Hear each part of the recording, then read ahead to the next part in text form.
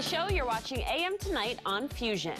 Have you noticed an uptick in feministy ads prodding us with truly profound questions like, why are women always apologizing? Because all of a sudden, they seem to be everywhere. Take a look.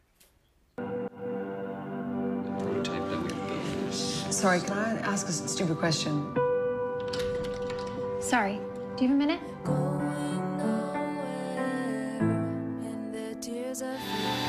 Whoa, hey, careful with that. Why don't you hand that to your brother?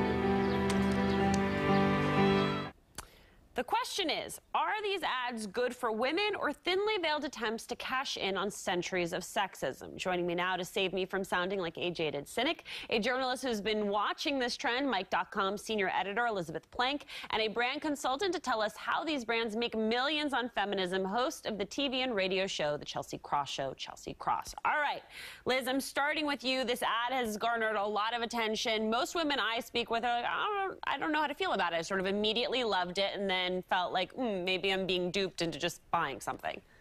Yeah, that's exactly actually how I felt. I think, and looking at the conversations on social media, at first it was like, wait, is this a PSA or a shampoo ad? This is amazing. But then it's like, wait a minute. What's this whole trend with always telling women that they need to change the way that they are? And while we let men do whatever they want, you know, if we look at the confidence code, if we're good at lean in, and there's just so many examples now of not only commercials, but people telling women that they need to be different, right? And the first Pantene commercial that came out, a couple of months ago that went viral looked at stereotypes in the workplace and really pointed out the structural reasons why we have sexism, right? But then this one was really like, women need to just stop saying sorry. Where's the PSA or the commercial telling men that they need to apologize more, or not hog the armrest or take too much space up in the subway? I think women are starting to really be smarter about that and seeing sort of through those messages. I would buy whichever product that was selling, I just want to say. All right, Chelsea, The Guardian's Jessica Valenti commented, beauty companies are now trying to make us feel insecure about our insecurities, all while giving themselves a pat on the back for empowering us to feel better and collecting our money, of course. From a branding perspective, how do you minimize a reaction like that?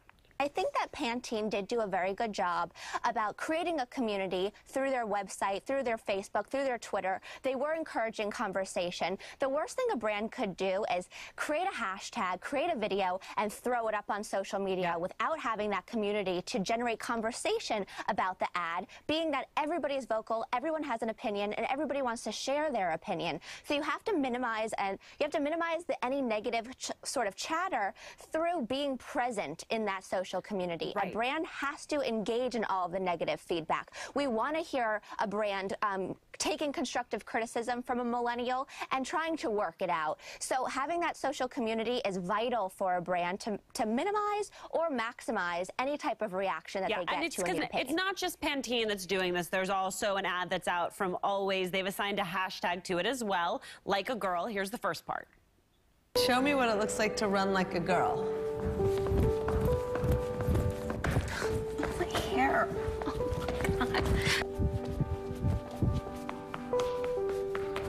And now here's what happened when they asked younger girls what it looked like to run like a girl. Fight like a girl. What does it mean to you when I say run like a girl? It means run fast as you can. Chelsea, this is more like a mini feature, which I feel like was created with the sole purpose of making me cry. How do you translate these ads to profit, though?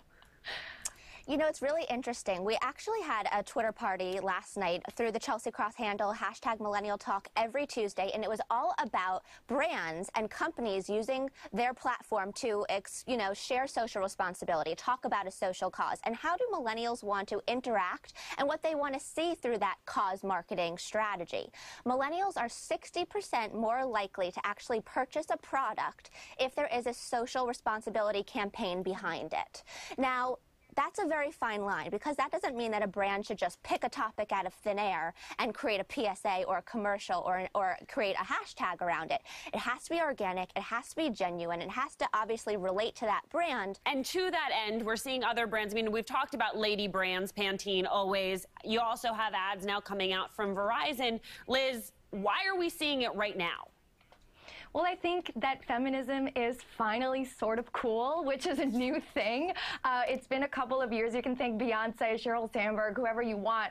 But there is, this resurgence and popularity with feminism and with gender equality, that it's not just a way that we reach women now, it's the way that we also reach men. The Verizon ad clearly is focused on parents, both men and women. We saw Bing during the Golden Globes also talk about the big sort of accomplishments of women in 2013, and clearly Bing is for men and women, and they weren't just targeting women. So it's really encouraging, actually, to see companies really tap into that and tap into the popularity of feminism. All right, Liz, Chelsea, I will think of the two of you every time I wash my hair. Thank you so much for joining us. Coming up, I love nothing more than being right. Stay with us.